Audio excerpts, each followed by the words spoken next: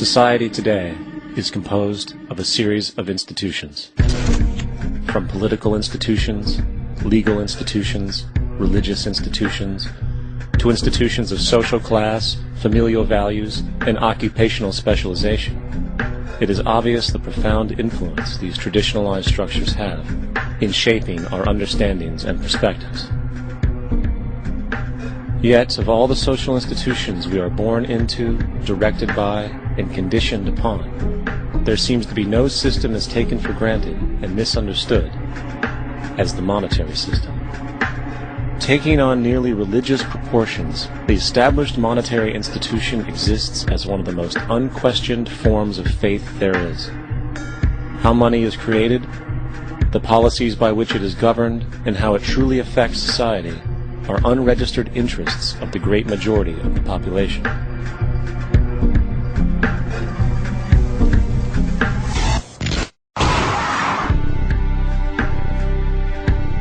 In a world where 1% of the population owns 40% of the planet's wealth, in a world where 34,000 children die every single day from poverty and preventable diseases, and where 50% of the world's population lives on less than $2 a day, one thing is clear: something is very wrong. And whether we are aware of it or not, the lifeblood of all of our established institutions, and thus society itself, is money. Therefore, understanding this institution of monetary policy is critical to understanding why our lives are the way they are. Unfortunately, economics is often viewed with confusion and boredom. Endless streams of financial jargon, coupled with intimidating mathematics, quickly deters people from attempts at understanding it. However, the fact is, the complexity associated with the financial system is a mere mask, designed to conceal one of the most socially paralyzing structures humanity has ever endured.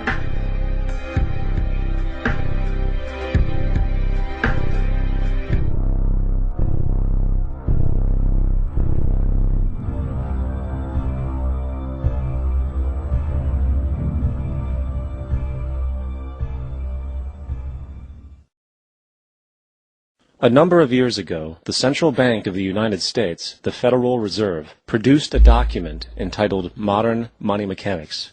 This publication detailed the institutionalized practice of money creation as utilized by the Federal Reserve and the web of global commercial banks it supports. On the opening page, the document states its objective. The purpose of this booklet is to describe the basic process of money creation in a fractional reserve banking system. It then proceeds to describe this fractional reserve process through various banking terminology, a translation of which goes something like this. The United States government decides it needs some money, so it calls up the Federal Reserve and requests, say, $10 billion. The Fed replies, saying, sure, we'll buy $10 billion in government bonds from you. So the government takes some pieces of paper, paints some official-looking designs on them, and calls them treasury bonds. Then it puts a value on these bonds to the sum of $10 billion and sends them over to the Fed. In turn, the people at the Fed draw up a bunch of impressive pieces of paper themselves, only this time calling them Federal Reserve notes, also designating a value of $10 billion to the Fed. The Fed then takes these notes and trades them for the bonds. Once this exchange is complete, the government then takes the $10 billion in Federal Reserve notes and deposits it into a bank account. And upon this deposit, the paper notes officially become legal tender money, adding $10 billion to the U.S. money supply.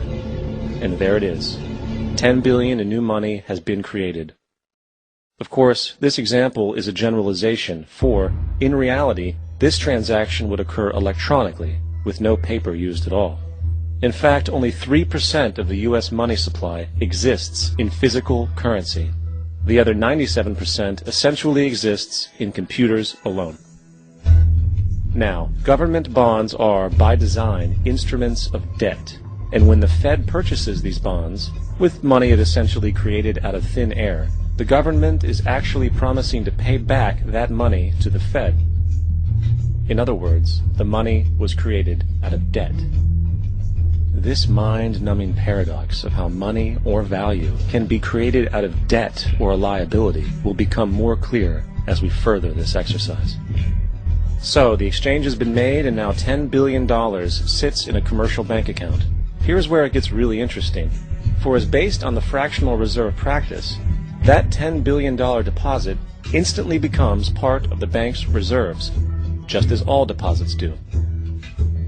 And regarding reserve requirements, as stated in modern money mechanics, a bank must maintain legally required reserves equal to a prescribed percentage of its deposits. It then quantifies this by stating, under current regulations, the reserve requirement against most transaction accounts is 10%. This means that with a $10 billion deposit, 10% or $1 billion is held as the required reserve, while the other $9 billion is considered an excessive reserve and can be used as the basis for new loans. Now, it is logical to assume that this $9 billion is literally coming out of the existing $10 billion deposit. However, this is actually not the case. What really happens is that the $9 billion is simply created out of thin air on top of the existing $10 billion deposit. This is how the money supply is expanded. As stated in modern money mechanics, of course they, the banks, do not really pay out loans from the money they receive as deposits. If they did this, no additional money would be created. What they do when they make loans is to accept promissory notes, loan contracts, in exchange for credits, money, to the borrower's transaction accounts. In other words, the $9 billion can be created out of nothing simply because there is a demand for such a loan and that there is a $10 billion deposit to satisfy the reserve requirements. Now, let's assume that somebody walks into this bank and borrows the newly available $9 billion. They will then most likely take that money and deposit it into their own bank account. The process then repeats, for that deposit becomes part of the bank's reserves. 10% is isolated, and in turn 90% of the $9 billion, or $8.1 billion, is now available as newly created money for more loans.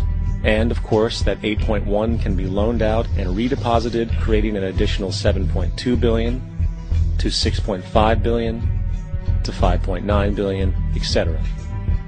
This deposit money creation loan cycle can technically go on to infinity. The average mathematical result is that about $90 billion can be created on top of the original $10 billion. In other words, for every deposit that ever occurs in the banking system, about 9 times that amount can be created out of thin air. Money jitters? Ask the obliging Bank of America for a jar of soothing instant money, M-O-N-E-Y, in the form of a convenient personal loan. So, now that we understand how money is created by this fractional reserve banking system, a logical yet elusive question might come to mind. What is actually giving this newly created money value? The answer? The money that already exists. The new money essentially steals value from the existing money supply. For the total pool of money is being increased irrespective to demand for goods and services. And as supply and demand finds equilibrium, prices rise, diminishing the purchasing power of each individual dollar. This is generally referred to as inflation, and inflation is essentially a hidden tax on the public. What is the advice that you generally get? And that is, inflate the currency. They don't say debase the currency. They don't say devalue the currency. They don't say cheat the people who are saved. They say lower the interest rates. The real deception is when we distort the value of money. When we create money out of thin air, we have no savings, and yet there's so-called capital. So my question boils down to this. How in the world can we expect to solve the problems of inflation, that is, the increase in the supply of money, with more inflation? Of course, it can't. The fractional reserve system of monetary expansion is inherently inflationary. For the act of expanding the money supply, without there being a proportional expansion of goods and services in the economy, will always debase a currency. In fact, a quick glance at the historical values of the US dollar versus the money supply reflects this point definitively, for the inverse relationship is obvious. $1 in 1913 required $21.60 in 2007 to match value. That is a 96% devaluation since the Federal Reserve came into existence.